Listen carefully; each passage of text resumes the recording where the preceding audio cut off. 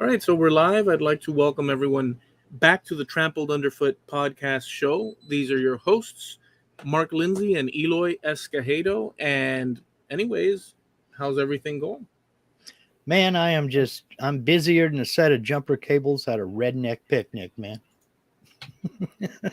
Just bouncing all over the place. I got so many things going on in the background, it's not even funny. Did you have that one lined up?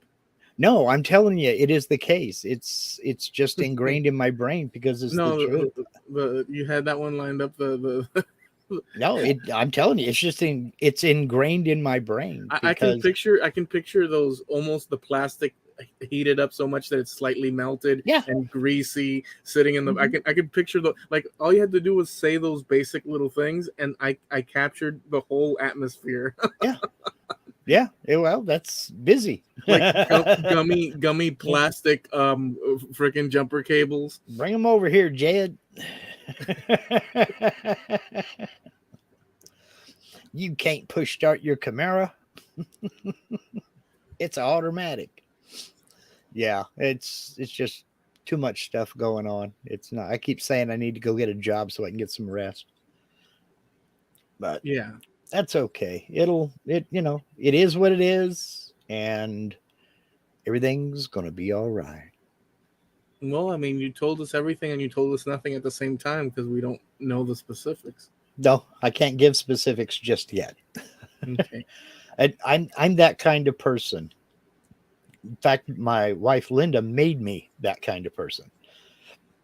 To where if you want something to happen, if you keep dwelling on it and talking about it, and it's superstition, and we know, right. But if you keep dwelling on it and talking about it, it's not going to happen. But if you plan for it, do everything you can, and then move on to something else, chances are it will happen. It's not a guarantee.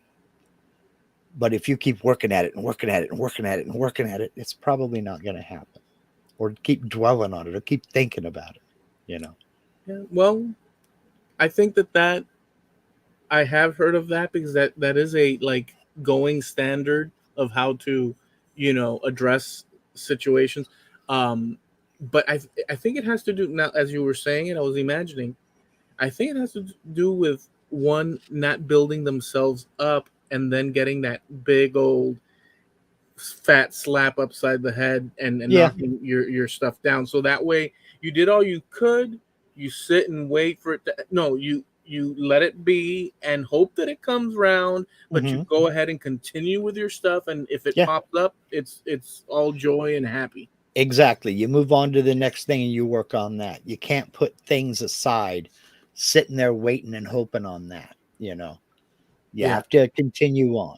It's kind of like building anything. When you're waiting for parts or you're waiting for supplies, glue or paint or whatever, there's still other things you can do. So you don't just sit there. Well, I can't do anything because I don't have these bolts. Well, you've got all this other stuff to put together. Start putting that together. Yeah. So, okay, fair enough. Enough. You heard it here, folks. But I'm also the kind of person who, if I have something going in the background and it's not confirmed, I don't want to talk about it because then I have to explain what happened and why it didn't come to fruition. So just don't say nothing until it's a done deal. The old don't count your chickens before they're hatched. Well, in my case, it's don't count your chickens before you have a tracking number. So it's kind of like that. It's just waiting. There's an old Phoenician, Greek, Mediterranean sort of a symbol that's an eye, and it's a blue eye. And it's meant to keep the evil eyes at bay. And there's versions of that in different cultures, kind of within the realm of what you're saying, but in a different twist where certain superstitions of, if people look at you, one way or another, that negativity can sort of come and screw up your stuff, right? And so they have little trinkets and talismans, and in Cuba they have um, different things, but they really took it to a different level, because they also have different types of, like, they'll have like sacrifices and Geez. animal sacrifices and whatnot, but in order to ward off, you know what I'm saying, the Spirits, bad. yeah. And then they have this one thing called the red what do you call that? I'm at a loss for words. Handkerchief. Okay. It's a red handkerchief, and um, it's to ward off the evil eye. So they have, and they write songs about it, or they have throughout history, and it's there to ward off. And it's the sort of thing, the equivalent for Americans um, that would know about. It's sort of like a folklore, the equivalent of Robert Johnson going down to the Okay. To the crossroads crossroads. Yeah. and the devil. It's kind of like that. So most people, I don't know that they believe it, but it's Mhm. so ingrained in like the folklore of the Mhm. country that it's accepted as a thing. But not that most people, I think, not that most people would believe that. Um, Well, you know. when you get into superstitions, we have so many of them. I think most people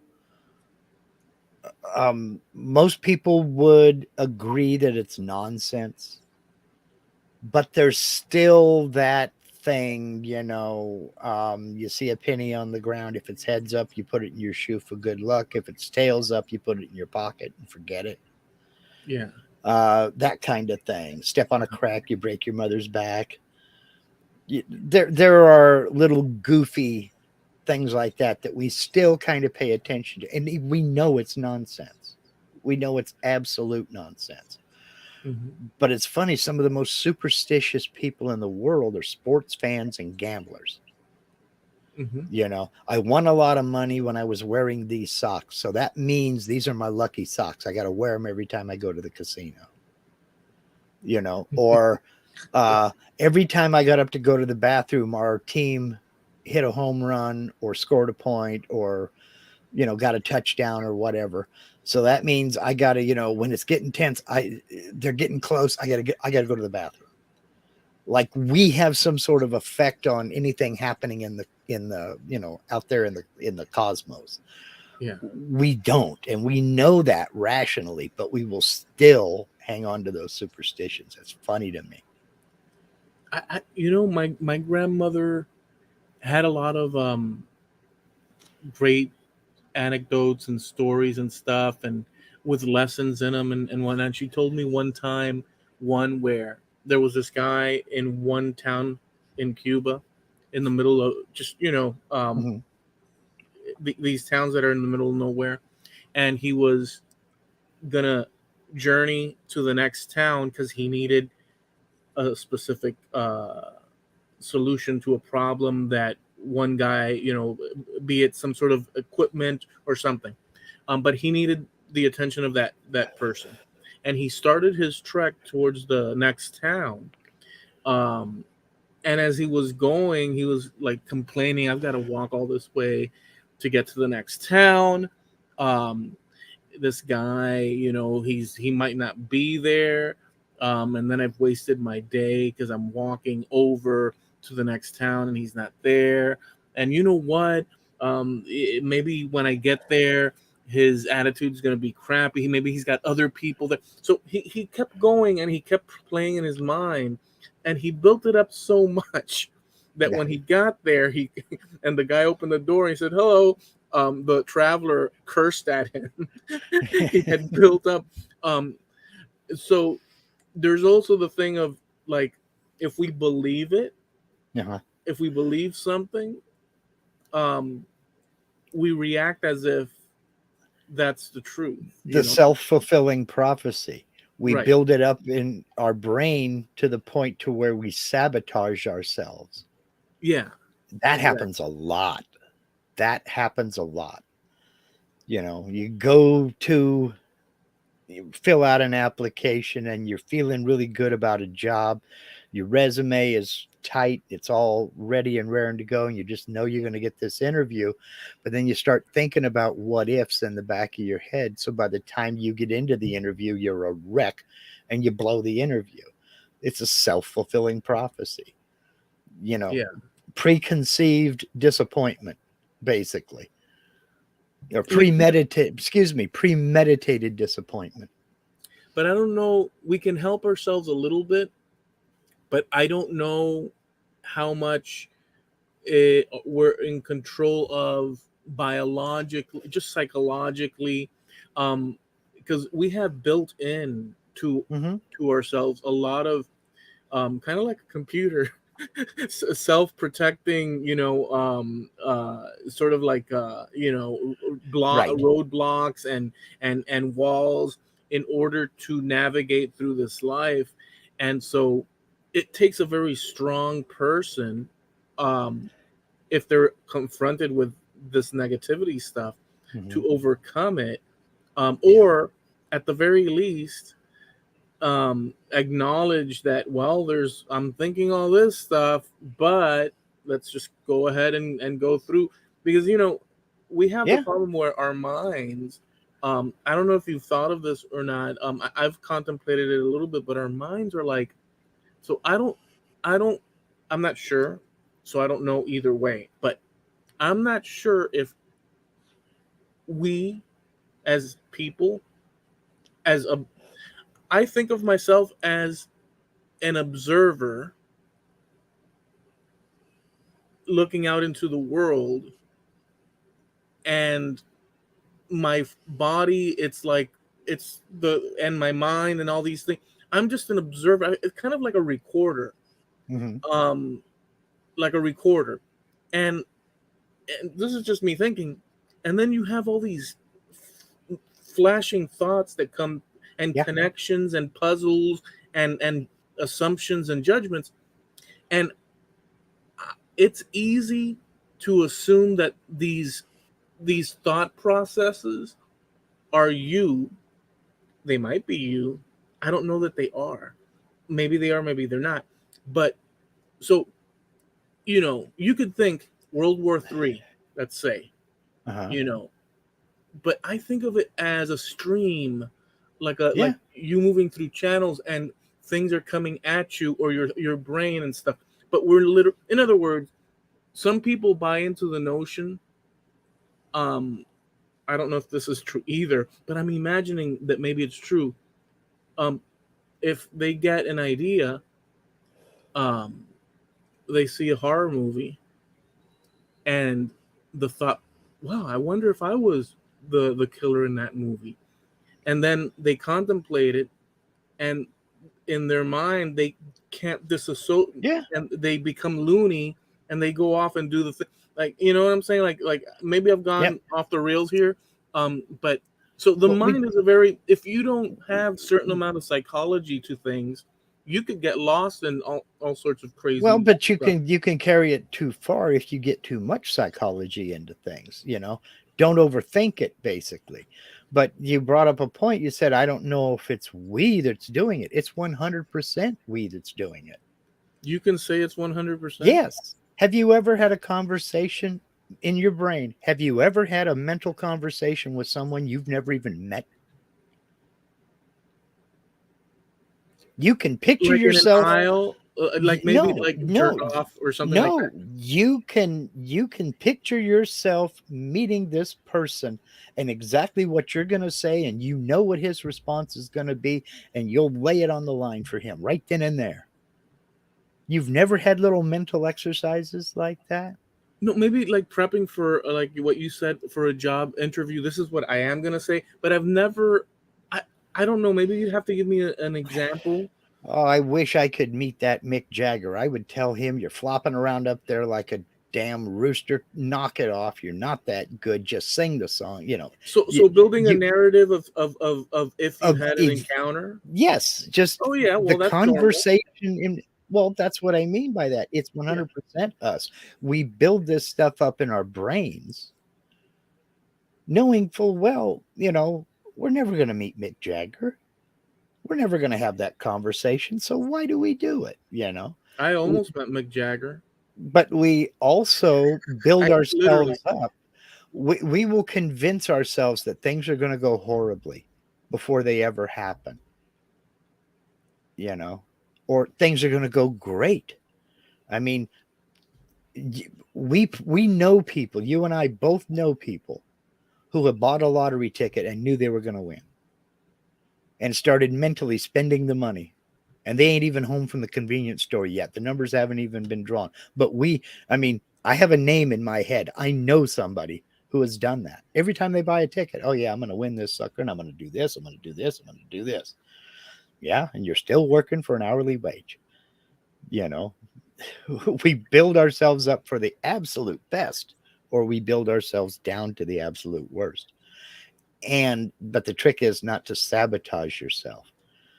Prepare for the worst, hope for the best, but don't make it a self-fulfilling prophecy. Don't sabotage yourself. Because if you set yourself up for failure, you'll probably fail. Yeah, it's probably easier to do. It's probably easier to do than not, because Yeah. because and again, it's hard to speak for others, because within that live stream broadcast that's going on in your head, there's millions of variations of that from person to person, with some similarities, because we're all within the realm of human beings. So we might, think apple pie, apple pie at brunch, and just there's certain things that are common to a Sure. lot of people, and you could share.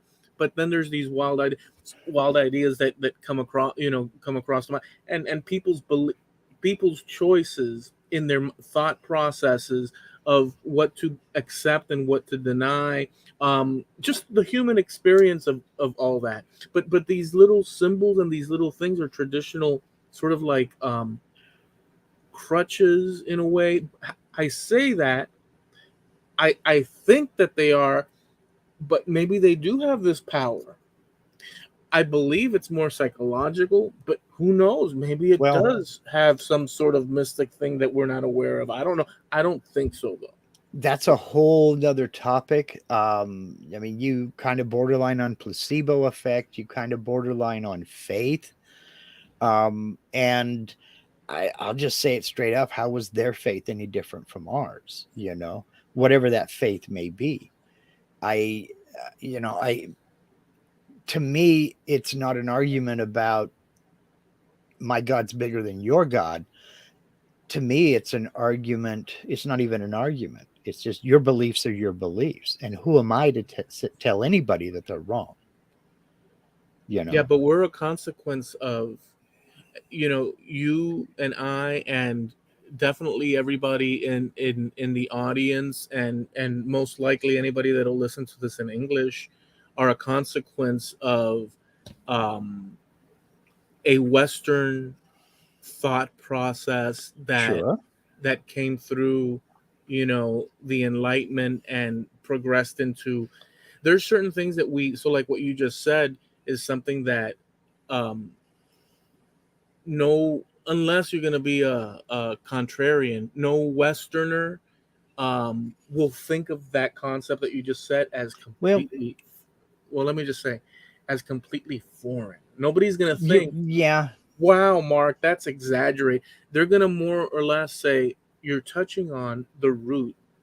Well, if they think it through, they will find it that there's a home in Western society to what you just said. But other societies might be like, because to Uh, us, if we live somewhere like not Western society, even the variations of what Western society is, there's people out there in other parts that do stuff that for us, well, we've talked about mhm. that in the past, are completely weird, that we would not We, accept.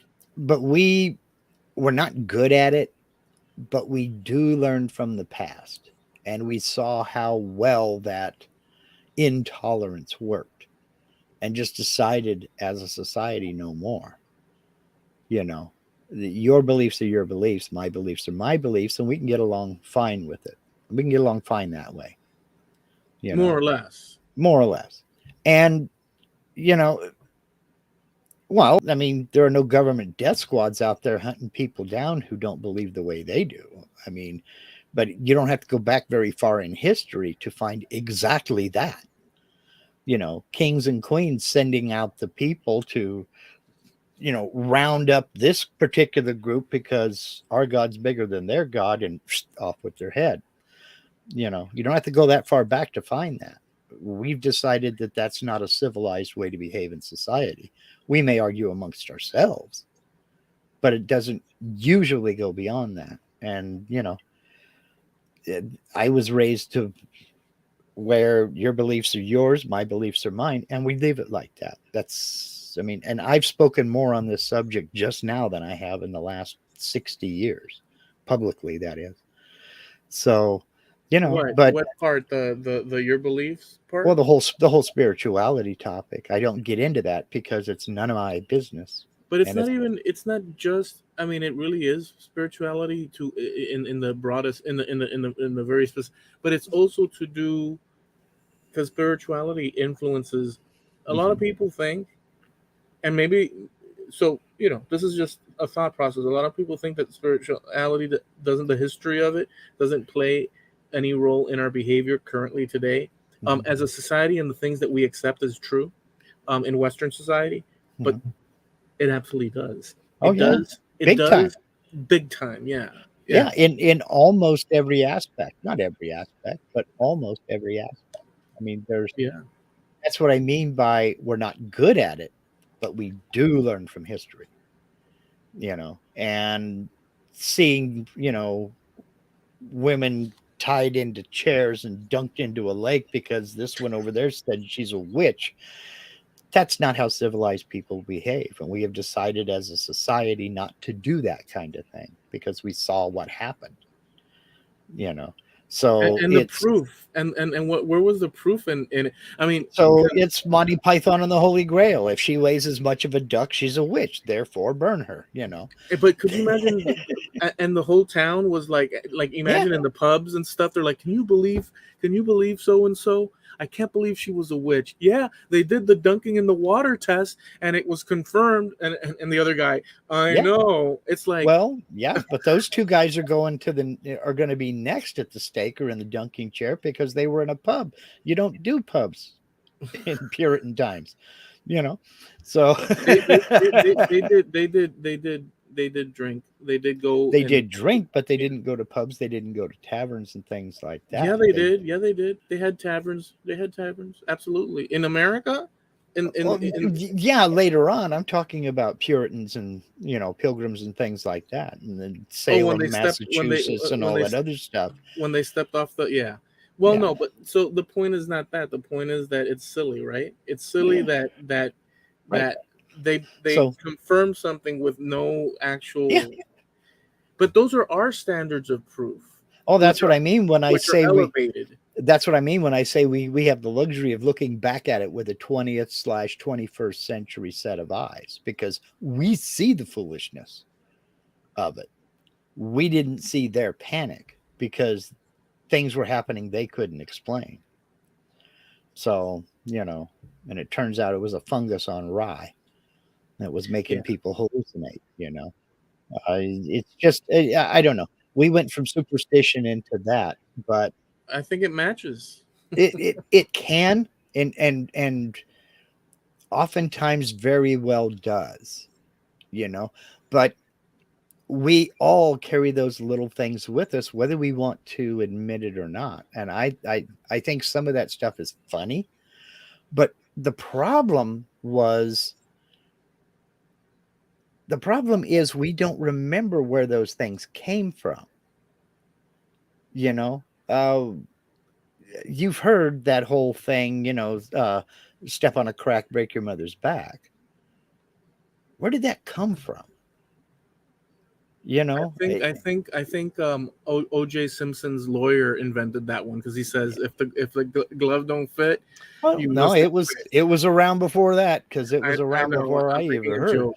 I'm But making a joke.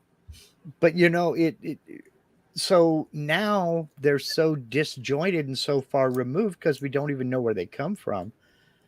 It's like, well, what the heck does that mean? We know that. Our conscious mind can sit there and say that's absolute trash. But when you're walking down the sidewalk, you'll find yourself avoiding those cracks if you look down. We do things like that. No, I don't know. You know, I don't know if it's. we talk about. I'm not trying to contradict you here, but I just want to say that. So I'll say this. I saw a documentary. Mhm, Um, it wasn't about William Shakespeare, mhm, but it was about the dude that wrote a book mhm. concerning Shakespeare and whatnot, and Okay. the techniques that he used in the book.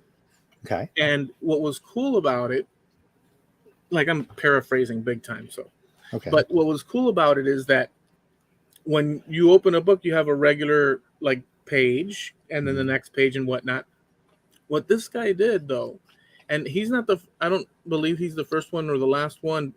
What he did was not only did he write what you would normally read in the page as the reader, mhm, him as the writer, but he also took and he embedded in it multiple layers of um, sort of, I guess, tapping into little secret explanations and little things um, where it's so abundant, but you have to do math and you have to do geometry to get to them, and they're there.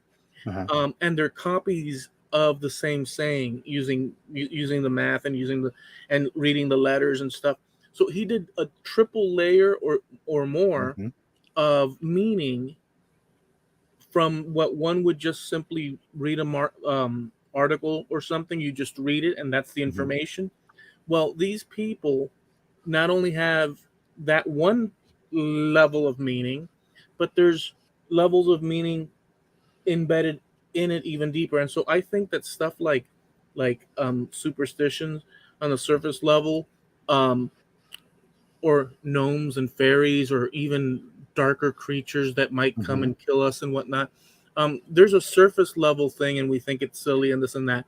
But I think that there's also um, embedded in that, obviously, history Yeah. and a lot of things, and other meanings psychologically and all that, where that's emanates from. So I think that Well, there's a lot to that than just maybe the surface thing. Of course, yes. there's no tooth You're fairy. I mean, come on, but I think that there's things going on there. you're absolutely right. And a lot of these things and a lot of these superstitions were invented out of necessity way back in the day and corrupted and were changed because there was a written language, but most people couldn't read it or write it. So all these things were passed down verbally and things change. They get corrupted, meanings change, or but the words don't. Or things drop out of use because technology advances and it becomes an old obsolete thing, but that saying is still here, like on tenterhooks. 90% of the people within the sound of my voice have never heard of a tenterhook. They don't know what a tenterhook is. But somebody who's nervous and anxious is still known to be on tenterhooks.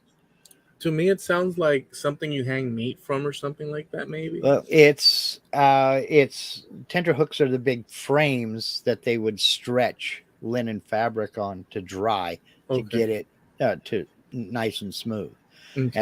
As they wove the fabric, they would get it wet and stretch it out on these big frames, Okay. and it would dry that way and stay flat. And that was And something that people would see back then. yeah, And it yeah, was very common, and you just don't see it. Not right. anymore. I mean, and there used to be a thriving linen industry here in Oregon, not too far north of me, about 2 hours, 3 hours to the north of me, up into the 1940s, I believe. I know into the 30s, but it's just not something you see. It's not something you think of. So The it's saying all has kind of gone away, but the meaning of that word is so lost, nobody knows where it came from. But things like the boogeyman's going to get you, or these fairies are going to grab you and take you away. That was, you know, That's ancient. um, yeah, that was to protect kids, keep kids in the house at night, protect kids from the predators outside. It wasn't a boogeyman, it was probably a wolf or some other kind of a predator out there that would take a kid away. In Florida, you guys got alligators. I mean, and there have been kids grabbed by alligators. There was one in the news a few years back sitting there at a table at Disney World. And it was, like a 2-year-old kid. Uh, so those things were done to kind of, scare the kids, stay in the house. The tooth fairy was there as kind of a reward for being good, and the same with Santa Claus. So we build up all this folklore in our head as a way of controlling one another, controlling our kids, and a way of explaining things that we can't explain. You Yeah, know?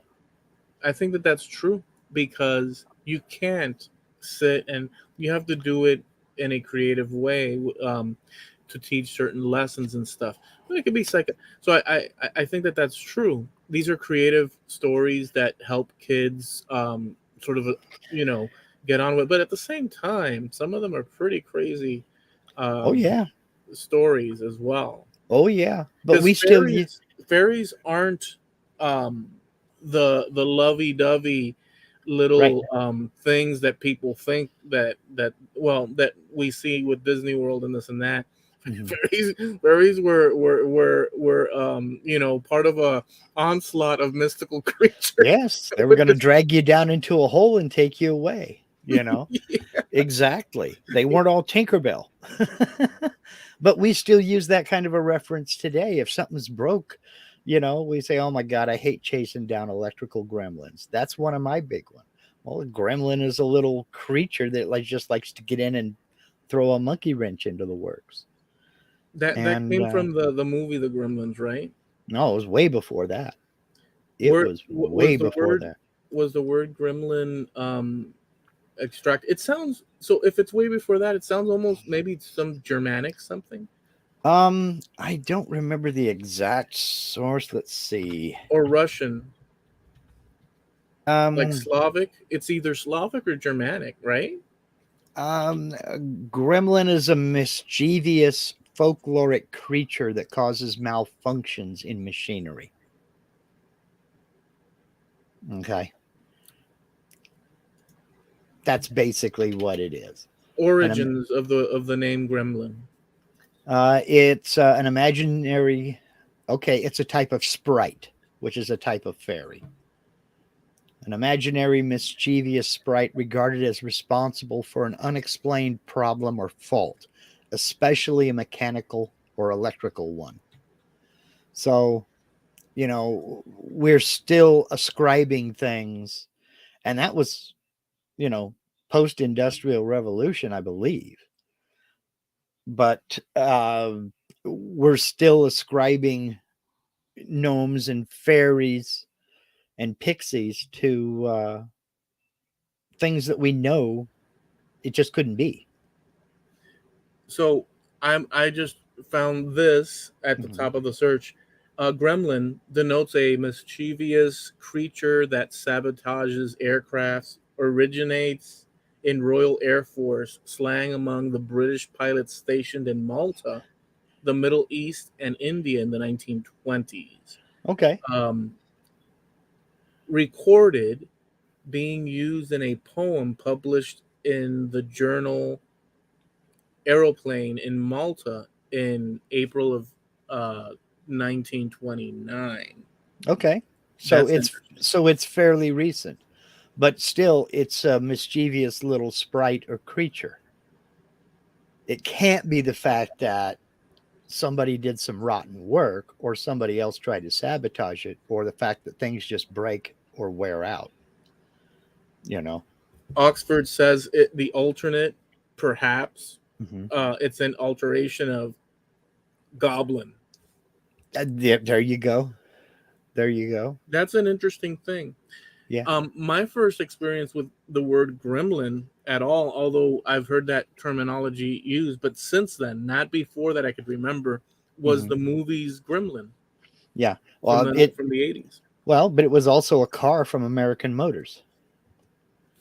Oh, The was A it? the AMC Gremlin, yeah. And it Interesting. was you were a little kid. It was around when you were a kid. But Okay. American Motors didn't last much longer With that than the name, 70s. Well, that was just one of them. I was mean, it a hatchback? yes, Okay, I think I know which one you're talking it about. was an ugly little hatchback. Yeah. Okay. All So, right. yeah, they created the Rambler and all that other good stuff. In fact, Rambler merged with a few other companies and became American Motors. So, it was just, you know, So anyway. did this topic um t- like um open up something for you, because you mentioned that, well, I haven't, because you've said that a few times, well, not too many, but a couple of times. Was it, did you in your mind, because it touched on this sort of the religious aspect and stuff as well, so I saw a little bit of, I don't want to say hesitation, but you were like, well, maybe I'm stepping into an area that I don't like to discuss spirituality. I really don't. Because, and I'm going to be frank, and I don't mean this in a personal way to anybody, to you, to my wife, to anybody. And that is, your spirituality is none of my business, and my spirituality is none of your business. And I prefer to keep it like that. I mean, and that's just it. So when we start approaching things that get a little too close to being spirituality based, I you back start. away. I Yeah. close. Yeah, I back away and I kind of close up because Interesting. Yeah. I just don't want to talk about it. It's every everybody is right and everybody is wrong, both at the same time. And let's just leave it at that, Yeah. because I yeah, I don't know that I disagree with that, because um but again, that's I couldn't help but not disagree with it, because it's a standard baseline Western society thing. You, by default, you must accept, no, you don't have to accept, but you must understand that your limit is within, is that line that I'm circumnavigates your body okay, but I'm not within you. disputing that. I'm not disputing that. What I'm talking about is the spiritual aspects of it. I know where our legal system came from and our sense of core values came from. And I'm fine talking about that. But when it comes to my beliefs, my spirituality, or your beliefs, your spirituality, I'd rather just kind of back away from that conversation. It's all good. No, but did you understand what I just said I though? Because did. it sounds like you didn't. It sounds like, No, I it do. almost sounds like you, like I was agreeing with you. Yeah, I know that, and I Oh, was okay, I was just amplifying that okay, point, and that's why I don't pursue that type of discussion. yeah. And in fact, I avoid it. But again, that idea of you do you Hmm. and I do me is something, and allow for variation is something that's really more to do with a civilization Hmm. slant in the direction of the West, due to the Enlightenment Hmm. and from the Well, Renaissance, and it has to do with that, and it doesn't just encompass religion or hmm, spirituality, although that's a factor. It's human experience and human true, law and true. psychology and the way to look at the world and all that. Um, But it's something that even people that disagree agree without it's saying it. it's more than just allowing that difference in opinion. It's acknowledgement and acceptance that there are different opinions. Because you and I both know people who just, it's my way or the highway. And that's just it. And it doesn't matter what topic you're discussing. Right. But the fact that there are alternate opinions out there, you, one would be better served to not only acknowledge the fact that there are differing opinions, but accept the fact that there are differing opinions. And there's very little you can do to change those opinions because opinions are personal. And that's just it, you know. So, Yeah, in another part of the world, with a different slant on that, um, that would not be the case. I oh, saw this sure. video recently that I had seen maybe a year ago, Hmm. and it was a little bit disturbing. I had seen it already, so I wasn't too shocked about it. I should be shocked about it every time I see it, but it had to do, it was a report on what they do in China with their electronics, and they have a credit system per person. Hmm. And what it is that you, society at large, you go out, um, and you interact with the world around you, and all your interactions are digitally, electronically tracked and scored. Hmm. And people, depending on a variation in that score, higher or less, could be or could face lockout from financial institutions, Hmm. purchasing certain items, getting on the subway, their subway system or whatever.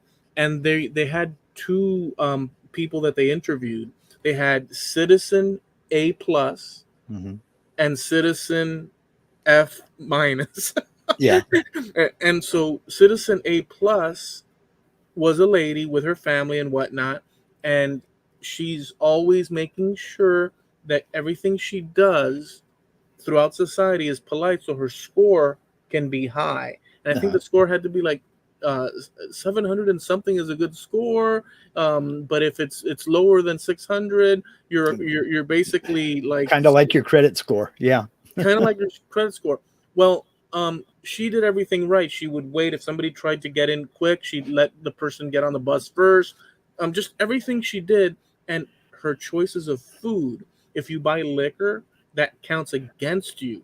They Uh-huh. sell liquor, but if you buy it little by little, that counts against you. So she's back. Well, the other guy wrote a scathing article because he's like a journalist guy, on that topic, and his score went so down to the, Yeah. he went and tried to get on the subway. He couldn't do it.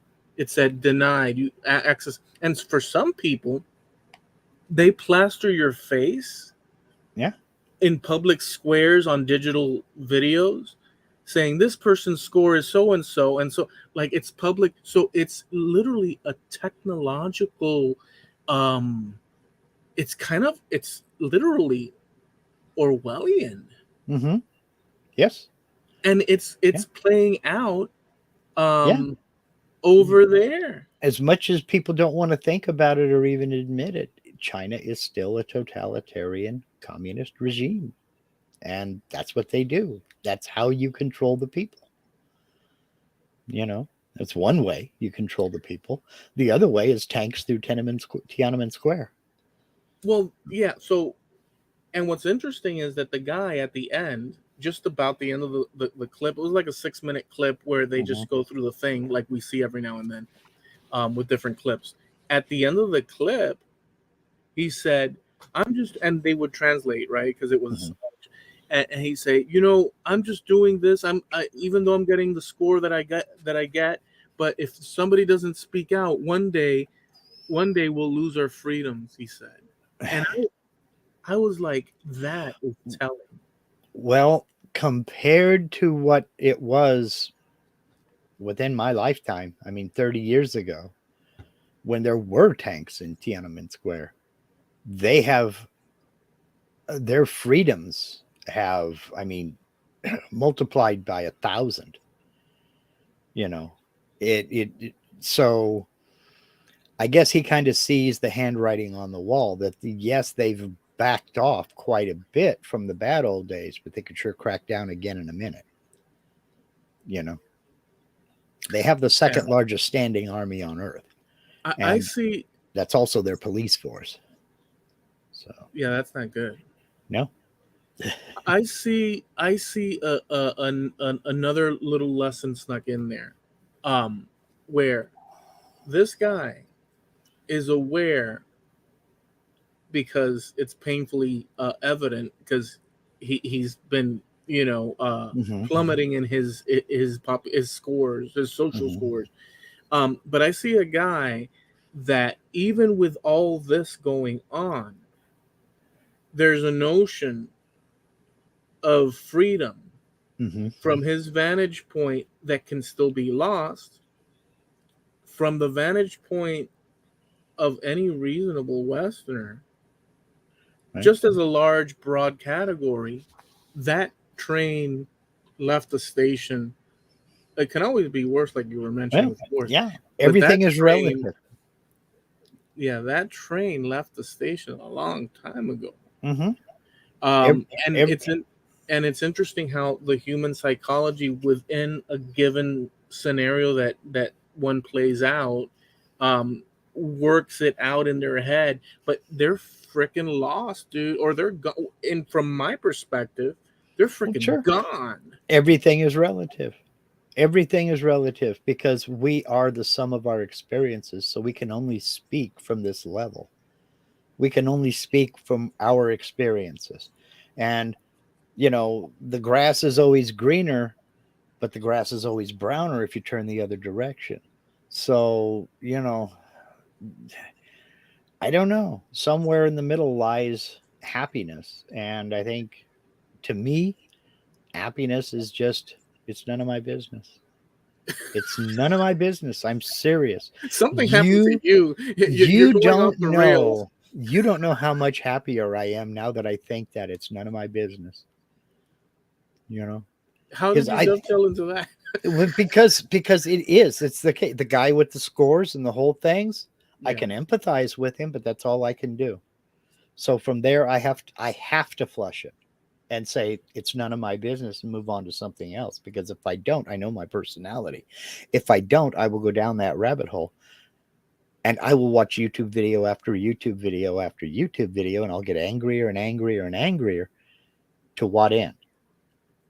The only they see I can only control my reaction to something. I can't control somebody else's reaction, and I can't control their situation. If I'm right there personally, or I have some sort of interaction with that person, I can kind of help. I can share my experience, or kind of help them look for resources. But that's as far as I can go. I can't stand there and force somebody to do something, you know. Yeah. And that's what I was talking about with accepting and acknowledging versus allowing, because I'm not in a position to allow anybody to do anything. They're going to do what they want to do. But what I can do is acknowledge it and accept it, and that's it.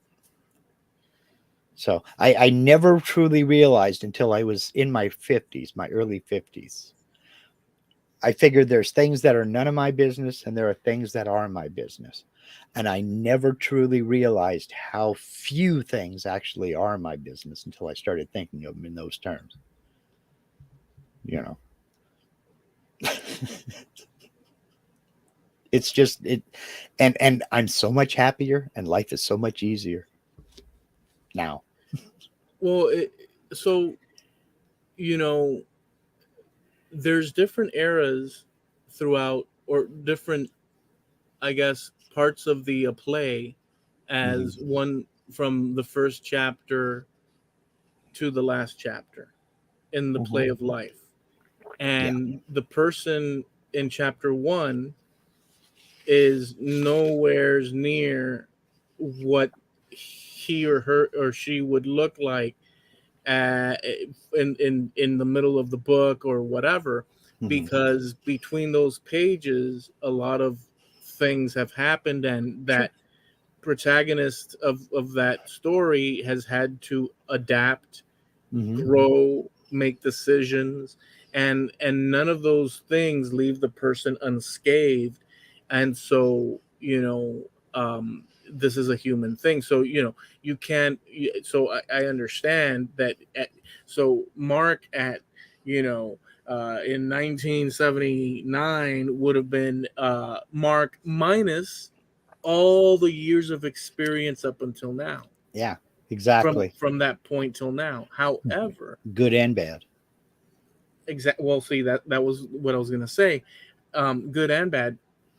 So that chunk of experience from that point forward till now is all this stuff, and there's no way that that one dude back then, he could have assumed it, because at the end of the day he's human like everybody else, so he could have assumed a lot of stuff, but he wouldn't have known, impossible to know all the different left turns, right turns, up and down, Right. cutting across the way and going this way and that way is just too much for. And you know it's just a natural process, so everybody goes Mhm. through that. But here's the thing that I wanted to say. So your your the things you've arrived at this point in time for you, um so let's say there's 100 items that you've arrived at, although there's probably endless amounts of Yeah. items that you've arrived at, but you've arrived at, and this is just me thinking, you've arrived at all these items because you've lived experience. um you can have 100 other people at your station in life, let's say, Mhm. roughly thereabouts, that have had an experience chunk from Mhm. more or less the same, um, and yet maybe arrive at the same conclusions, maybe arrive at different conclusions, and Mhm. maybe either um, up, decide and approach the way one interacts and deals and whatnot, differently than you, Mhm. and some the same, and so on. So it's not evident. It's not. Some things are very base, given, Mhm. obvious, knowledge based stuff, and other things that are more esoteric and stuff are Yeah. more on the fence for some people. In other words, two people with the same experience time, Sure. all things being equal, with, let's say, equal intelligence and wisdom, because there's people walking around that are in your station in life that, I'm assuming here, are completely like, just Oh yeah. like they have no idea what the hell's going on. Yeah. um so barring them, But another again, another intelligent, hold on, let me just say this one thing. Another person that's intelligent and they're collecting information, they can realize, and you pair them with you, like, on the track, it's quite possible that they would make other decisions than sure. you, according to the conclusions that you've arrived at. Sure. So I find Absolutely. that very interesting, Well, that whole thing interesting. people are people. And I'm not some self awareness goofball or anything like that. I've never read a motivational book or seen a motivational speech in my life that I'm aware of. But when you get to the point to where you stand to lose more than you could ever hope to gain, if you don't really examine your life and see what you're doing to yourself and what you're doing to the people around you, because I'm not kidding you. I, I was the most argumentative idiot you'd ever seen in your life. I had an opinion on everything. My opinion was right, and you are going to hear it. That's all there is to it. See, don't get me wrong. I know what is my, well, I kind of know what is my business and what isn't my business. It doesn't mean I don't care. I can care deeply. It doesn't mean that I don't have empathy. And I do try to help where I can. I'm one person doing what I can as one person. And I genuinely do try to help. But all I can do is what I can do. I'm in no position to control somebody else. So, and I'm certainly in no position to try to control your opinions. But that's the way I was. I wanted the absolute freedom to control 100% of my life while retaining the right to control yours as well. Made sure you were tipped off to my wisdom and you conformed to my opinions. That's the way I was. How long were you And like that? from about my mid 20s on, I just knew what was right. But was that hard line, Yeah, I could put on I could put on faces because I did work with the public. So I could put on my nice casino face or my nice retail face or my nice, whatever face I needed to put on. And I was in the military during a certain portion of that time, so I had to be subservient to those who were higher ranked to me. I knew the rules. I outranked some people and more people outranked me. And I knew those rules and I could operate within those rules. But me as a person, my personality, I was not a nice individual. And I got tired of being a not nice individual. So did you spend that fuel, or did you make a hard break? Did you put I, your foot on the brakes and say, "Okay, I'm gonna," or no, was it like you spent the fuel? it was kind of noticing things here and there along the way. And these things started happening more often. I would never admit that I was wrong. Your source was wrong, or your source couldn't be trusted. And but too many things just You didn't still, add up. you still, you still have a little bit. Yeah, I would say you still have a little bit of, at the bottom of the gas tank. There, you have, but Oh yeah, enough. there's still there. I am You, not perfect, believe me. you still you still in the bottom of the gas tank. There's still enough of Dude, that. as late as yesterday, because it wasn't today. I was walking through on my way from this room to another room down the hallway, past the TV, and it was a commercial. Yeah. And they said something, and I had a snide comment to throw back at it. Yeah, well, that's a bunch of crap. I don't even know what the commercial was about, but I had an opinion on it. Yeah, but that's not. But okay, You know, so but I I was know that that's. way about anything and everything. Oh, okay, all right. Well, because a little bit of that, or I don't even know what the line is. I just that's a very interesting thing, dude. It was It's a all very about me. You just didn't have the memo. that's a tough one. But the Yeah. fact that you put up, because that's not the Mark that I know. Obviously, we have the interactions that we have, but we've Sure. we've we we've known each other now for a while, and this Mhm. medium, through this thing we've talked about it, is really as exposed as we would not have as many. I don't think that we would have as much in-depth conversations if we were just hanging out. No, we wouldn't be friends. You wouldn't have been able to stand me. Well, well, yeah, but well, if you're saying that, No, I'm serious. It no, just no, but okay. So what I'm saying is that, well, that throws a wrench in the whole thing, because that's a difficult. But like the fact that we're doing it like this, Mhm. well, you know what? Put that to the side. The fact that you said that at one point you noticed stuff, and then you said, you know what, this is bull crap and whatnot. That because that's not the person that I've But known. I found myself saying more and more often, "What the hell are you doing? What the hell are you doing?" You know, what the hell? Why did you say that? What the hell are you doing? And it wasn't personal attacks or anything like that. It's just if somebody said something was black, I would not only tell you no, it's blue. I would tell you how wrong you were while explaining to you how blue it was. It wasn't a belittlement thing. It wasn't meant to make you look small. It was meant to make me look big. And I was just being a jerk, and that's all there was to it. Wow, and You see, know. either I'm complete. I don't see that at all. Thank With you. now I do. Great job. No, Thank but you. I don't. Number one, I don't see two things. You have no idea, and neither do I, in reverse, Mhm. of all. I mean, we do talk a lot, so we know Mhm. a lot, but of all that goes on in our heads that we don't say, because it's a library and Yeah. it's constantly being updated. Mhm. And and there's some things like that you don't want to know, like, how was your Sure. experience on the toilet today? But there's a lot of different things. So it's an incredible thing.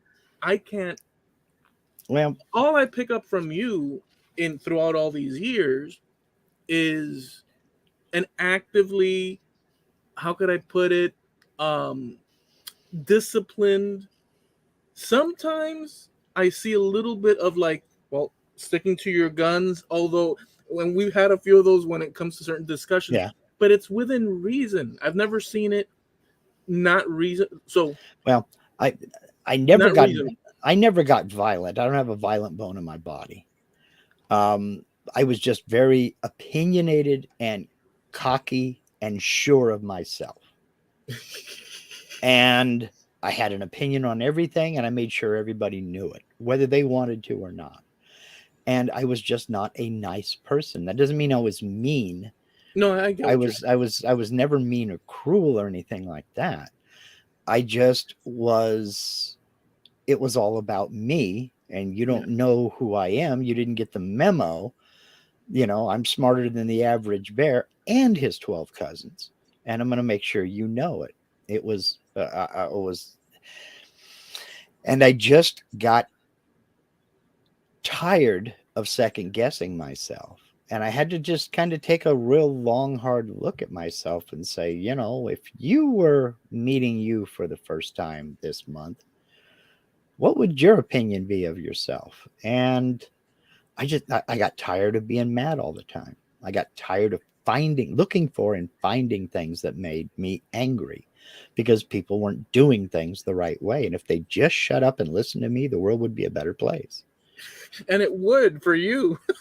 Oh, no, because I'd find something else. Oh, so there You was no know, quenching. There was no quenching it. no, absolutely none. Damn, Mark. I just knew how to cure all the world's problems. And if people would just shut up and listen for a minute, we could all go on our merry way. But I Damn. would find other things to, you should have done it sooner. How come you had to wait until now? I still do that a little bit here. We're having this discussion and it's 2022. Why are we still having this discussion? This was solved years ago. Mark, it ain't about you. Knock it off. No, but it's a lesson. You know what it is though? It is number one, it's it's valuable. Um, because what is it that we do? We talk about things that we talk Mm-hmm. about, and sometimes we talk about things that are meaningful, and sometimes there's lessons that other people we don't know Mm-hmm. might, who knows, hear and reflect and help Yeah, out another person. So sometimes, you know what I'm saying? So I this might, do. yeah, And wisdom comes from some of the weirdest places. I heard a quote by Will Rogers. Actually, I read it in a book. And that was, an ignorant person is somebody who doesn't know a fact you just learned yourself. Okay. And that right there made me kind of do a two steps back, Little Rascals double take, It's yeah, like, wait a minute. How many times have you read about something in a book and then go on and preached about it to somebody else? Not necessarily preached about it, yeah. but But just I get all of a your, sudden acted like suddenly you're an authority. You know how to do this stuff, or you know yeah, what you're talking about. You just read it yesterday. You didn't know a thing about it. You know, an instant expert. That was me. You know, yeah, and it's funny when I started looking, and that's the hard part, I think, for everybody, because nobody likes to admit their faults. right, And when I started seeing those faults, admitting them, and then trying to do my best to change them, I started being happier. And I think I'm more pleasant to be around. I hope I'm more pleasant to be around. In my mind, I would have to be, simply because I'm using a lower tone of voice, number one. And I'm not, shaking the finger all the time. that's a tough one. So, dude, just because, so you know that is so. Now, I won't say I have innumerable faults, Oh, we all do. We're obvious. people to people, man. But my pro, I don't. It's hard to say, but my problem is that when I was a little kid, I've told you before, but if somebody like a girlfriend, Mhm. where I could stop her from like leaving and stuff by just saying a few choice words. Even when I was a kid, my thought was, well, this is your decision and you have made it. So I would not, I never, it's a weird thing. So I'm kind of like the other, even though I will argue points, and especially now as an adult, but I don't necessarily want, it's a weird thing. But the point is that I never, it was on the other direction. But what happened is that then you become a little bit, I don't want to say a pushover, but but Yeah. but in a way like I know I can interact, and let's get down to the nitty gritty here. But people's free decisions, I would respect for the most part, to the point Mhm. of injury to me. See, I wouldn't. Right. So I would go in that direction. But I think that has to do with lessons that my parents taught me, because And freedom that was may be, denied. There's like some sort of yeah. domino effect. And then I inherited it that, Yeah, you have that history that I didn't have. My family's been in this country for since before it was a country. yeah, But so I'm so far removed from anything like that that it's a foreign concept to me. yeah, Whereas you are the result of that. I mean, you are first generation American. So yeah. it's a little bit closer to home for you. And I had nothing, I can't relate to that at all. Plus, it's not like, on top of that, to add a layer to the cake, plus Mhm. it was this prepping of a dystopian sort of like authoritarian Yeah. system. And so then there was a little bit more loosey goosey with allowing me to make my own decisions. So there's all these varieties in Yeah. people and stuff, and Yeah. But and see, you've had those experiences that I've never had. So I can't relate to that. And that's why I find it interesting to talk to you about that kind of thing behind the scenes, because it's for my education and my own curiosity. I'm still curious about a lot of stuff. I'm just not as eager to form opinions that I know are 100% fact. There are multiple sides to that coin. There's not just yeah, two sides to that coin. there's not. There's that ridge right around the middle there, and nobody explores it. I'm sure glad then that I didn't release the topic, that it wasn't really, I wasn't gonna do it, but I'll let you know now, and if you want to say something, and then we'll end it with that. But I just, you're not gonna. I came across an awesome conspiracy. And that's why I stay out of those. Hey, no, but I'm gonna tell you what. Dinosaurs did not exist. There's a whole world of dinosaurs did not exist, and There, I haven't watched the video, but I saw it and I was like, oh, that's got to be awesome. look into aircraft don't exist. Aircrafts? Aircrafts don't exist. Helicopters are a myth. Airplanes are a myth. Look into that, Oh, dude. But because if they're out there. I'm telling you, they're out there. no, okay, but hold on, hold on. Last thing, because I know we're, but if so, I can entertain. There's a thing out there that they explain. You can entertain an idea and Mhm. not make it yours and not Right. believe it. So I Mhm. can entertain an idea, many ideas, and not accept it. Like when we Mhm. talk about like the Earth plane, and or Mhm. the rocket, the moon thing and stuff, or lizard people. I don't believe those things, but I want to see how far that can go. I know we're different in that, Yeah. but at least there's material that they can play around with. But no planes, that's going to be a tough one. Yeah. They need to produce at least some There, compelling thing. there are no aircraft. There's no such thing as a satellite. We have never had a photograph of the Earth. Not only did man not walk on the moon, they've never left the ground. There are people out there, look it up. There are people out there that believe Australia is a myth. It doesn't exist, which came as to a surprise to everybody that lives there. But, you know, That Australia does not exist. yeah, Look it up. There's some funny stuff going on out there. But see, the thing is now I can kind of, hear that and let it roll off. Where before I would be in the middle of it and I'd be that guy in the comment section. That's pretty. So I'm shocked by it. You've told me about this before, but you laid it out in a very good way and in a very clear way. And I have to tell you, I don't. I can picture it because you've laid it out, but I can't internalize it as you. But then again, I can't be in your head, so I don't know. But I don't see that as you know. You don't want to be in my head. It's dark and scary in there.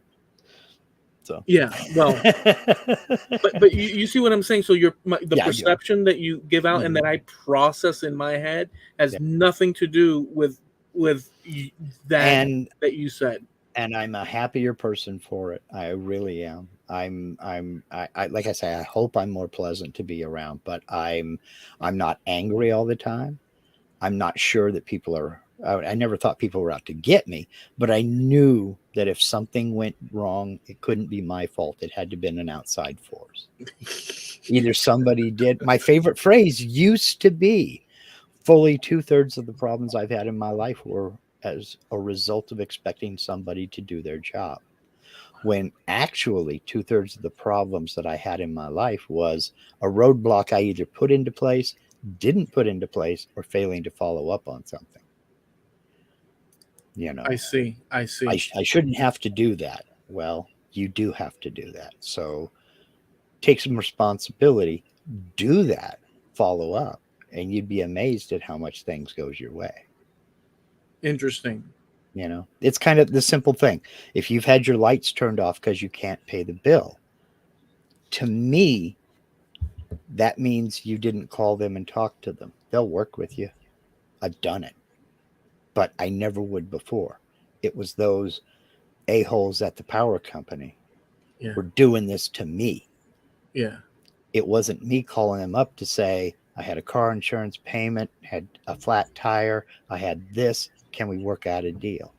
They're more than willing to work out a deal with you, but you have to be the one to tell them. They don't know what's going on in your life. I think that's, you know what, that's, I am kind of like set aback a little bit. There's a lot there, and it very, very powerful stuff. I mean, I'm not just another pretty mustache, man. No. I mean, the mustache is great, but it's what's behind the mustache that count. No, I'm like an onion donkey. I'm like an onion. This was some good. This was like very powerful stuff. I have to say, and also because it sort of pushed back at me. Now having to figure out how can I could I fit that in my brain? I can't. Don't overthink it. Don't overthink it. And that comes back to me. Don't overthink it. It just is.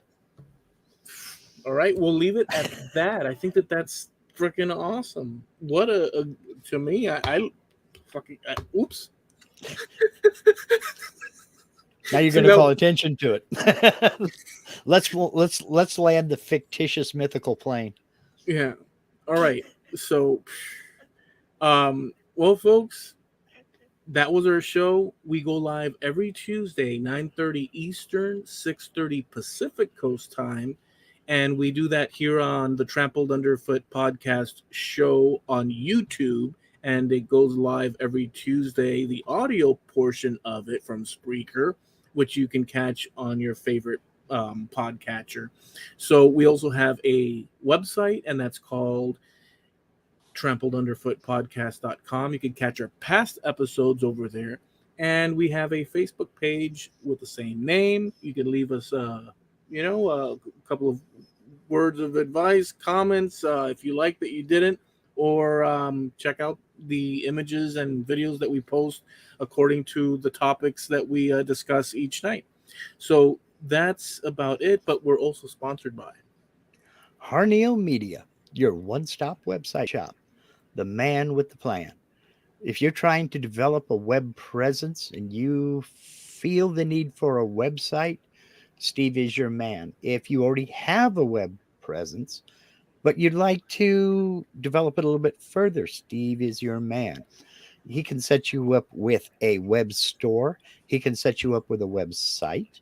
He can set you up with a print on demand service that will take your designs and put it on merch, baseball caps, coffee mugs, t-shirts, what have you. They take care of the inventory, they take care of the shipping, they collect all the taxes, etc. You just sit back and watch the orders roll in. The man to talk to is Steve over at Harneal Media. That's HARNEAL media.com, sponsor of Trampled Underfoot Podcast.com. All right. Well, listen, folks, enjoy the rest of your week. And just as an aside, hopefully the Earth will still be here next week. Always a good Because thing. we live in some crazy times here. Regardless of that, enjoy yourselves and be good. Till next time. Peace.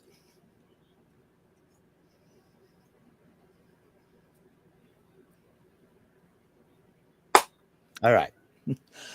Let's see here. Jim Dockrell says, isn't it Mark's birthday very soon? Happy birthday, Mark. At It's the end of the month, yes. Is it And 28th or something?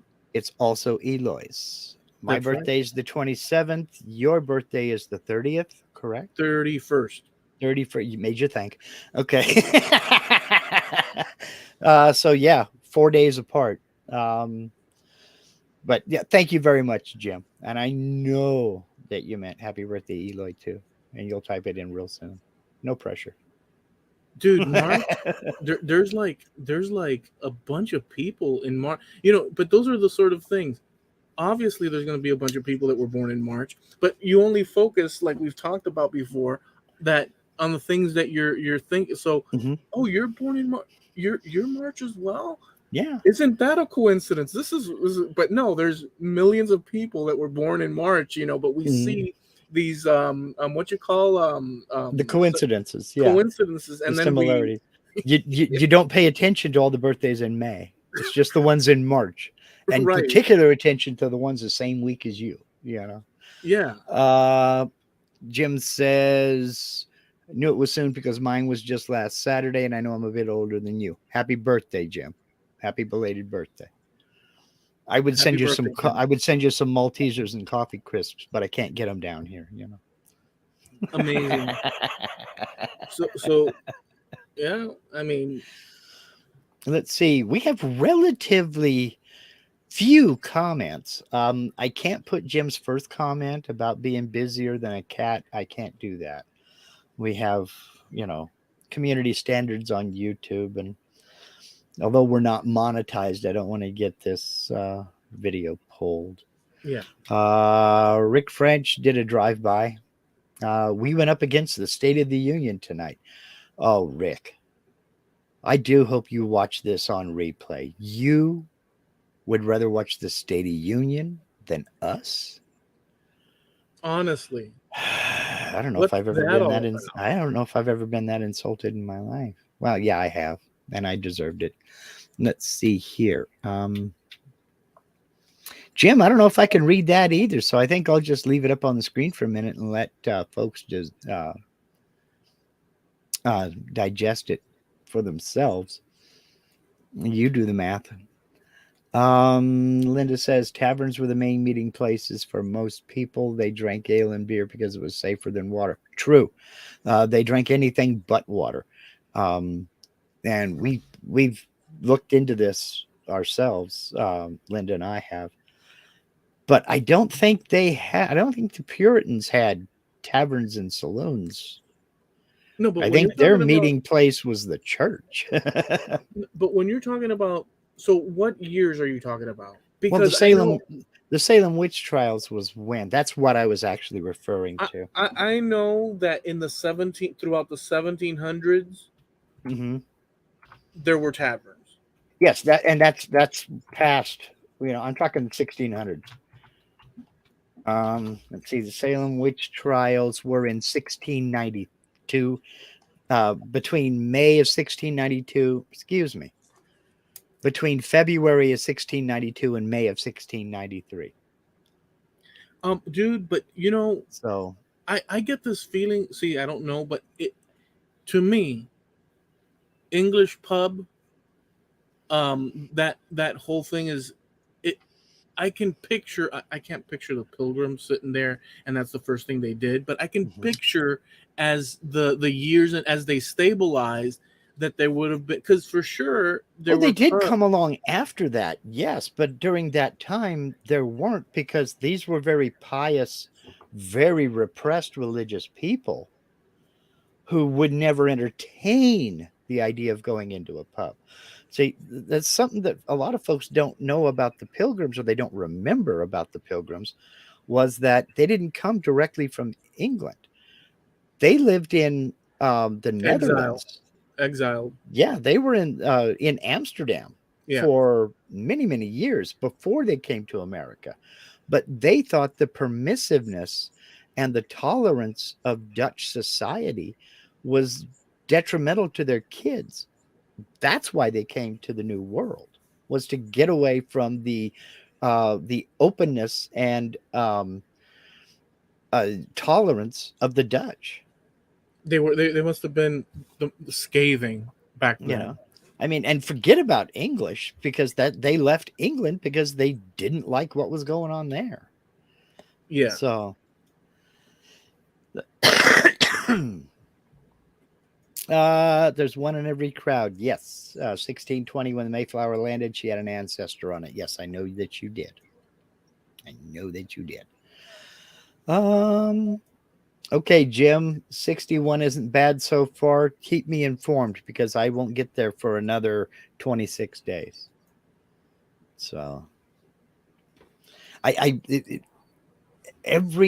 will say this about getting older: just about every stereotype or cliche you've heard, with the exception of the physical, you get bald and you get, this, that, and the other, but just about every cliche has some truth to it. The days don't really get shorter, but the weeks, months, and years just seem to fly by. The whole time we were in school, you start school in September and you're out of school in June. It It seemed lasted like it was, forever. yeah, it was just, oh my God.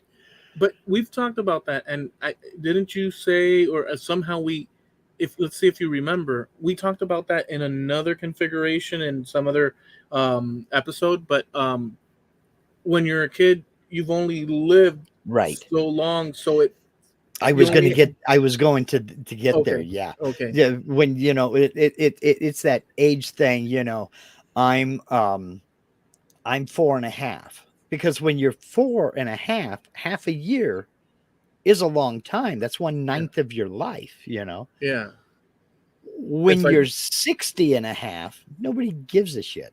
So, that half a year can go take a flying walk off a short pier. It, but 6 months just seems like that, whereas it used to be an eternity. so is that why, for me, the '80s seems like it went on forever. Yeah. And the Well, 90s started to shrink, but I couldn't quite, and the 2000s don't exist yeah. in my mind. I I have a hard time, and I know it's the truth. This is my brain on mark again. I know it's the truth. I can look at the date right now. It's 2022. I still have a hard time accepting the fact that the year 2000 was 22 years ago, I can't fathom it either. because my entire growing up life, the year 2000 was so far off in the future. It was just, it was going to be the Jetsons, and it was going to be flying cars, and, all this neat, cool stuff. Well, a lot of it did come true. Maybe not exactly in the configuration But a that they lot of it. said, But, we're sitting here looking at TV screens, talking to one another. We're not That was the on the phone. Jetsons, dude. Exactly, 100%. I mean, there are moving sidewalks in airports. It's not on every street, and it's not 200 feet off the ground. But, we do have a lot of that technology here, and to us, it's old now. You know, the one that I would never do is the Star Trek teleporter thing. Screw that. Yeah. I don't like that idea. Yeah. Me too. None. Do you know why they did that? No. They invented that for the TV series because the effects budget was so low. It was easier to invent that effect than it was to launch a ship down and have, special effects of a ship going down into a planet's surface, without it looking like a cardboard model on a piece of thread, like the old Flash Gordon series or something. So it was cheap. It was an effect that they could apply that, boom, done. But you were talking about the 80s and how it seemed to last so long. Yeah. And then it just started speeding up in the 90s. How old were you at the time? That's why it seemed to take so long. Right. You weren't 10 years in 1980. You were not 10 years old yet. No. So the 10 years, you hadn't even experienced 10 years. That's why it seemed like it was forever. Yeah. Now I came to the realization that we left Germany 30 years ago last month. Does it feel like yesterday? It not exactly yesterday, but it doesn't feel like no 30 years. Right. Yeah. It feels like it was a while back. But Yeah. 30 years? Yeah, that's wow. That's I mean, that's not a walk in the park 30 years. That's some heavy duty, Greg, I'm old enough to hide my own Easter eggs. Yeah, well, there is benefit to that. Just make sure you hide them outside because the lawnmower will take care of a bunch of them. Yeah. Jim Dockwell says, remember the 70s? World War I is just as close to then as it is to now. Yeah, I know. That's some weird stuff. I mean, we are closer to 2040 than we are to 2000. And the one that I like a lot is that we are closer to Cleopatra's time than Cleopatra was to the building of the pyramids. Yeah. I love that one. Yeah. We're closer to Cleopatra than when they actually built the darn pyramids. Yeah. And that's mind-blowing. Yeah, it's crazy. I mean, we are. But wait a second. That's the saying, right? What? Because we mentioned that in a previous episode. But that's the saying, right? That's the correct saying, the way I said it? What? We're closer to Cleopatra's time than Cleopatra was to the building of the pyramids. Yeah. Yeah. Okay. Yeah. But I guess it doesn't necessarily apply 100% because if we go back to the 80s, we'd still be closer to Cleopatra than her to the pyramids. Yeah, no matter. It wasn't so much comparing us to Cleopatra as it was comparing the amount of time that spanned between the building of the pyramids and Cleopatra's reign. Yeah. Yeah. Yeah. That's actually the one, which is still an amazing. It is because we don't think of it that we think of Cleopatra standing there watching them build pyramids, and it just didn't happen that way, cousin. No. I mean, but everything is relative. And I'm serious about that. The line in the Pink Floyd song, every year is getting shorter, never seem to find the time. There are still 365 days in a year. And I don't know how 10 years ago I crammed as much stuff into 24 hours as I did back then because I can't do it now. And I think I'm doing a pretty good job. But it's like, how the hell did I do 5 things in one day when it takes me, when now I can only do 2? And I'm working at a good clip. Yeah. I mean, a lot of it is physical. I mean, when I was starting to do the paneling on the inside of the shed, I just, I have all this T111 siding that I'm going to put up. I got my table saw here. It's all ready to go. Set the fence, picked up that sheet and went, oh no, I can't do that no more. And I can't count that high. I can't tell you how many sheets of plywood I've run through a table saw. 3/4 inch hardwood plywood. I can't do that no more. I Those, have to break it down some. dude, but have always been heavy. They always were heavy. I used to pull them from a top rack Mm-hmm. and slide them down and Mm-hmm. catch them and use my foot to hold the Yeah. toe to hold it and lift it and move it. And I Yeah. do constantly doing those. Yeah. But even then, it was still heavy as crap. But now, if you ask me, I'm going to take my time with Yeah. the one, Uh-huh. and then I'll go to the next one. I'm not going to be doing that. Oh yeah. Yeah. Oh yeah. I like Jim here. I can still do a good day's work. It just takes me a week to do it. Yeah. I've been landscaping for 3 years. Going on 4. And I'm starting to see the light at the end of the tunnel. And good news, it's not a train. Yeah, I'm with you. Had more energy. My brain has not accepted the fact that I don't have that energy. That's the problem. And when I do have the energy, it's the wrong moments. Like I'll wake up, I don't know, something will wake me up at 3:30 or 4 o'clock in the morning. And I'll lay there in bed and I'll try to go back to sleep. And okay, no, to heck with this. It's way too early. I don't want to get up yet. Lay there and try to doze off, and then the brain starts kicking in. If you took that vinyl sanding sealer that you got out there and you thinned it down a little bit, you could seal the top of the spoil board. Yeah, I could do that. What size was that damn bolt on that? And then next thing you know, my brain is, 1 fish, 2 fish, red fish, blue fish. Yeah. Hey, Macarena. And it's like, no, I'm up. I got to get up. And then 9 o'clock, I want to go back to bed. So, but that happens. It's better not to even fight that. It's whatever your mind wants to do, because I don't fight it as much, but there's nothing that says I have to like it. It's just, and it's one of those things that I have to accept because I'm powerless to do anything about it. I mean, if I could do something about it, I would have. No, if you're wired to you're thinking, well, this, you're wired to do it. And if you force you say, no, I'm going to, let's say, sleep. No, I'm going to sleep. That's not going to work. Yeah. Well, if I could get up at 6 in the morning, I'm a happy guy. 5:30, I'll accept. But 3:30 in the morning, it wasn't that long ago. That's when I was getting home from work.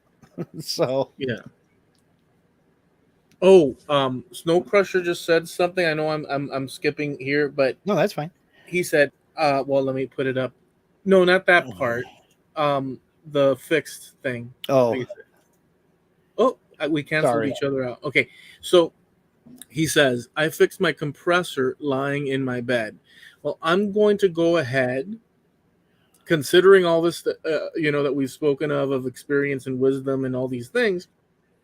I'm going to go ahead and make an executive decision here and break with the theme and say, don't do that, Greg. Don't fix a compressor lying in bed. And I say that because there's a video of this dude. I don't know if you guys have seen it. You have to see it. In his garage, he had one of those pancake ones. Mm-hmm. And his video starts after what happened. He says, folks, I've never seen this happen before, but my compressor exploded in my garage. And he proceeded to show the compressor blew open, and the shrapnel, like a bomb, even his neighbors, everybody came out. There was embedded, it blew the door off. The windows all blew out. And he showed the aftermath of it. I bet I know what happened. I bet he didn't drain it every day. You got to drain it every day. That's why they say to do that. Drain it every day and leave that valve open. And in fact, my bosses at every cabinet shop, countertop shop, millwork shop, furniture shop I ever worked at all did the same thing. They drained it, and when it stopped running there, they would turn it on and run it for about 20 minutes to Yeah. flow more air through there, just to dry that out so that the Yeah. inside of the tank didn't rust. Yeah. So, yeah, it's um, I had always heard about it, but I didn't know if it was true or not. About the same thing about compressed gas cylinders until I watched the show Mythbusters, and I could do an episode on Mythbusters easy. But they actually showed they built a cinder block wall inside of this building. Ironically, it was at Moffett Field in the San Francisco Bay Area, which was right across the street, right across the bay from where we lived. And it was in one of the old blimp hangars where they used to store the old naval airships and various other aircraft. They built a brick wall in this thing, built a track, and they made a guillotine, and they stood back and they dropped the guillotine on that thing, and it fractured the valve on a compressed air tank. And that sucker shot through that wall, moved the entire wall back about 3 inches, and broke through it and buried itself in a wall several feet away on the other side. Yeah. I had heard of that happening, but I'd never seen it happen. And when just watching that show, it was like, dang, that's why welders chain up their tanks on the hand truck. Wow. Yeah. That's why they chain them up upright in the bed of a truck and don't just Yeah. lay them down and let them roll around. Yeah. So They're missiles. Mm-hmm. Torpedoes, I'm sorry. Yes. Well, both. They're absolutely both. Torpedoes, dude. No. Yeah, Linda's she practices bagpipes while trying to fall asleep. It's in her head, but she still does. You know, you're a musician. Have you ever kind of gone over tunes in your head while you're trying to fall asleep, or woken up to a tune kind of flowing through your head? So you can relate. Yeah. With me, it's just whatever. It could be something I heard on TV 6 years ago, playing through my head, or some song or what have you. Ask Linda. I get a song in my brain, and it's just there. But I freaking singing it. I don't know if you do that though, like you were saying earlier, or even with the bagpipe thing. If I go to bed and I'm living a certain thing or whatever, that's sure way to get me to fall complete. Dude, I fall if I do that, I go like this, clunk, and I'm like gone, dude. Gone. I can't, and that's why from the age of 12 until about the age of, well, we were living up here, about 52. I used to read myself to sleep. Okay. I had a bedside light, and I would, lay on my stomach with a book propped up. I'd be on one pillow and have another pillow against the headboard or the wall, whichever, with a book. And I would read until I fell asleep. I have to occupy my mind to keep that mental gymnastics from starting. Because if I'm thinking about stuff, I'm up. Wow. I will not fall asleep. I'm focused on that, and I'm awake. That's all there is to it. Wow. But here lately, what I discovered was I could put on a playlist of some videos, turn the volume down, and just put them on and go. So, like, we have TV series downloaded, and we have movies and this, that, and the other. I'll put them in the computer, fire it up, and go. I'm going to solve your problem right now. It worked for me. Maybe it'll work for you. Sure way to fall asleep like that. Go ahead and download the whole series, whatever, what do you call it? Episode or series, whatever. What do they call it? Season, of Star Trek: The Next Generation. Not interested in it. No, but that's the point. So that's what I've done. No. I try and focus and like Picard is talking, and next thing I See- know, it's so boring I fall asleep. See, I can't do that. I can't focus on it. That's why I turn the volume down, because I can hear it in the background, but it's quiet. And I'm not trying to focus on what they're saying. I'm just letting it play through my head. But it's occupying my mind to where I don't have that, what that guy said to me 30 years ago in Germany playing back through my brain. You know what would be really I don't see how people do it, but they do it because they're on YouTube. You know, when like they have like mostly women, but they have and they'll grab the microphone and they'll whisper like this and this and that. So people use that for calming and this and that. I find that annoying as hell. It is. The concept of that is annoying, dude. Now there is your next channel, Bearded ASMR. Because why should girls get all the glory and all the money? There's got to be some women out there who would like some hunky dude in Miami talking gently in their ear to help them fall asleep. And now we're gonna imagine rain. I could, they sell a microphone with like Have you seen it? It's like a weird thing. Mm-hmm. And like you could heads out the side that you can touch and crinkle like, plastic. Like whatever, to each their own. But to me, it's like, boy. See, one man's nuisance is another man's cash cow. And it's a cash cow for sure. Oh, big time. Big time. I mean, it's not the big fad that it was a few years back. Yeah. But there's several of these people who have developed huge followings, and they're keeping that audience. More power to them. I'm all for it, man. Well, last thing I'll say. There's one of those music channels, that 24-hour music, whatever. Yeah. And they found a little variation niche. Mm-hmm. And the variation niche is the title. You're sitting at home, it's raining, and they're playing oldies music in the next room. Mm-hmm. And they will play the music like as if it was playing in another room while you're sitting, and the image is someone sitting at home, and maybe the stove, the coffee is smoking, and they're just sitting there, and it's raining outside through the windows, and you're listening to that music. Very cool. Now, what kind of music is it? Oldies, you said? Yeah, like let's say oldies. Mostly it's like retro stuff that they do. Okay, with lyrics and what have you? No, they play it so faint. Oh, okay. It sounds like you're in a house and somebody in the room next door is playing the music. Has got the radio going. Okay. Yeah. All right. Okay. So it's kind of, I can see people that are homesick or just a variety of different circumstances, and they put it on just to keep them company. Yeah. As if they're, you know. And it's to occupy that mind. I mean, look at the success of the channel's 10 hours of rain and gentle wind. You know, calming, relaxing music to help you sleep. I mean, it is a thing.